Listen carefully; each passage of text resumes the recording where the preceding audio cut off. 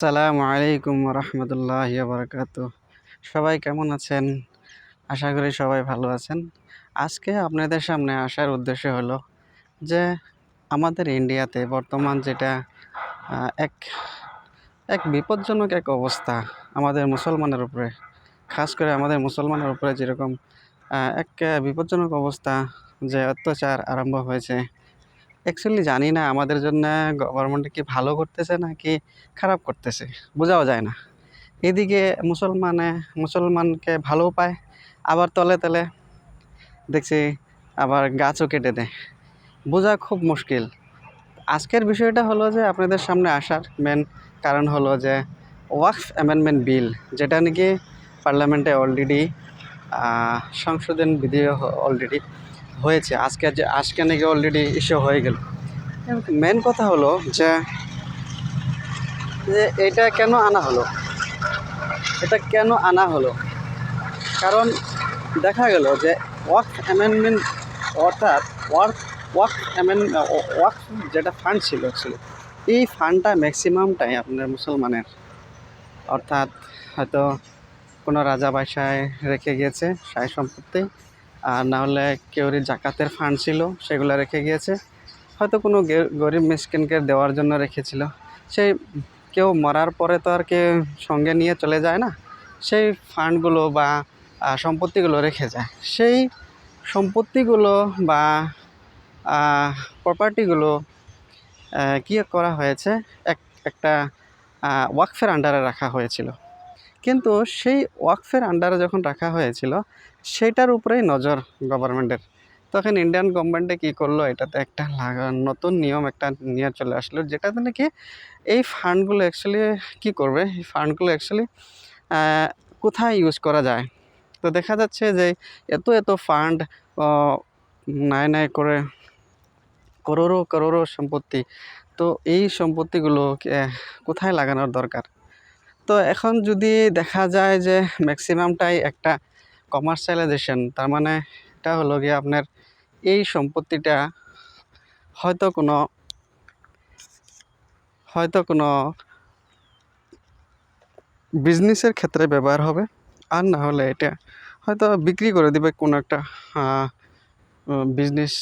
বিজনেসম্যানকে। সে বিক্রি করে দিয়ে হয়তো কোনো একটা গভর্নমেন্টের কোনো একটা কাজ করবে, প্রজেক্ট করবে।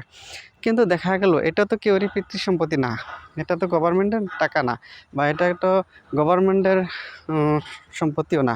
এটা হলো জাকাত ফান্ড, হয়তো কেউ জাকাত ছিল, সেই জাকাতগুলো রেখে গিয়েছে।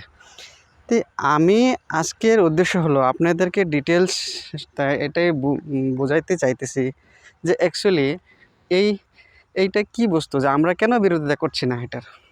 আজকে পার্লামেন্টে যেটা অলরেডি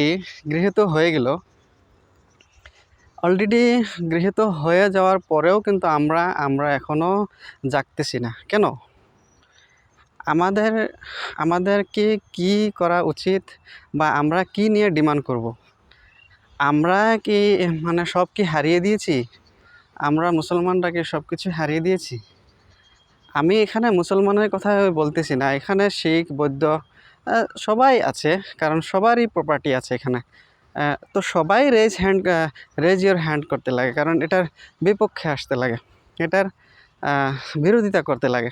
কারণ এই প্রপার্টি তো গভর্নমেন্টের প্রপার্টি না, এটা গরিব মিসকিন বা যারা নাকি একদম দুখিয়া লোক, তাদের প্রপার্টি।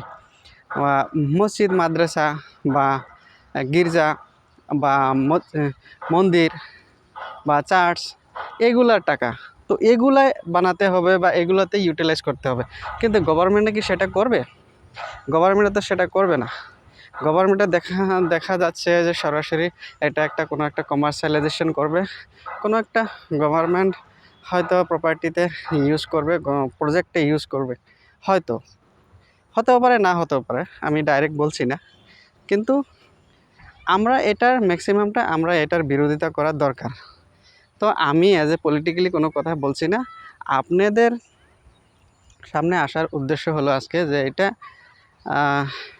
অ্যামেন্ডমেন্ট বিল যেটা আসতেছে, ওয়াকফ অ্যামেন্ডমেন্ট বিলটা, এটা অ্যাকচুয়ালি আমরা সবাই বিরোধিতা করা দরকার।